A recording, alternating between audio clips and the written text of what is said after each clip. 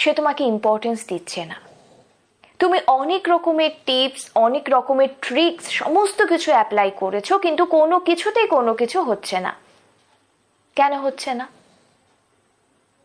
এমন কি জিনিস যেটা তুমি যদি ঠিক করে বুঝে যাও, তাহলে কিন্তু সে তোমার কথা ভাববে, তাহলে কিন্তু সে তোমার কাছেই ফিরবে। 100% প্রমাণিত। তোমার কিছু ভুল হচ্ছে না তো?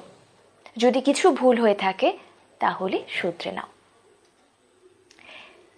তুমি যার জন্য সারাক্ষণ কষ্ট পাচ্ছ, একটা দিন আসবে যখন সেও তোমার জন্য সেম ভাবে কষ্ট পাবে।